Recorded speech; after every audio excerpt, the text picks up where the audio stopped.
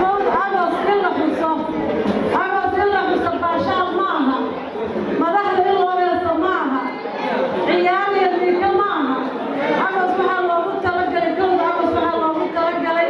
إن عشر نقول في اليوم نركب اللي يلا وما نركب اللي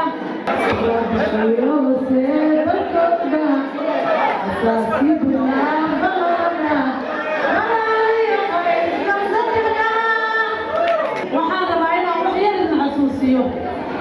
فوض أبوس إلا خصوص أبوس إلا خصوص باشا معها مدحنا إلا ويصل معها عيالي اللي كان معها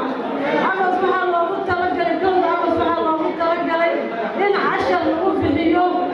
نركب اللي يلا وما نركب اللي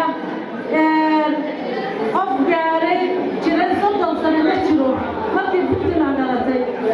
waxaan ku faraxsanahay inaan 25 sano ka hor kamid ahaa 15 xubnood oo guddoonka Puntland dhisaya maanta walaalayaal 15 kaas xubnood oo guddoonka Puntland dhisaya saddex qof baa ka nool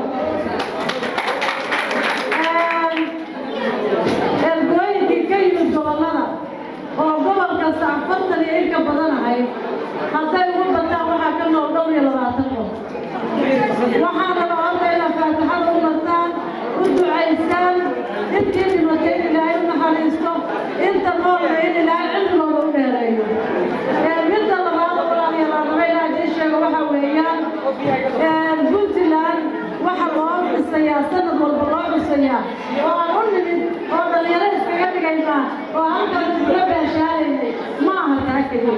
waxa weeye in cashar laynu ku baro wixii laga soo maray inaysan wax yar ahayn 25 sano ka hor Puntland siday ahayd maanta waxaad garan kartaa iyo maanta sida ay tahay dhibkii laga soo maray annaga un bay og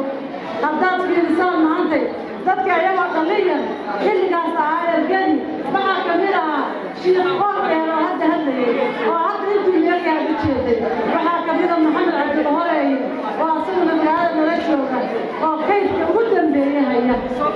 walaalayaal waxaa weeyaan xilligaasaan joognay baabuur ma jirin muxuu ahaaye horumar badan oo socday ma jirin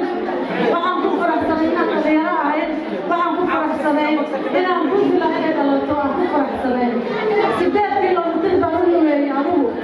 hadda koona dhan jeer baan sheegay 8 kilomitir maalintii Puntland la dooranayay waxaan ka lugeeyay hotel magaalo garowe ku yaala waxaan ugu kala kontonay afraad anigoo jawaan xambaarsan ay ku jiraan kaararkii lagu dooranayay madaxweyne Cabdilaahi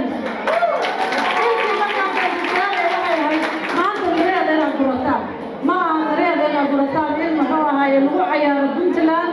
ما إن Puntland سيرنا ولا Puntland اللي لنا مستقبل واحد إذا كان عندك شغل إذا كان طريقة رباعية وكأفتان بقى إلى الليل خيار بسكت الزلة أما وحوي وقت جاي ضد عشان كمل نهاي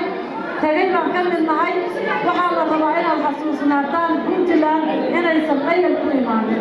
وحال الليل هاي مركلة هو نقول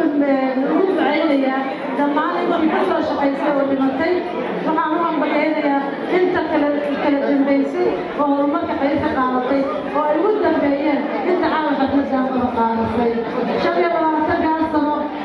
شبيه لا تنسى المدير معها فهو أنا فريق Puntland أساسا عاول وباشا إنسان باشا وناسا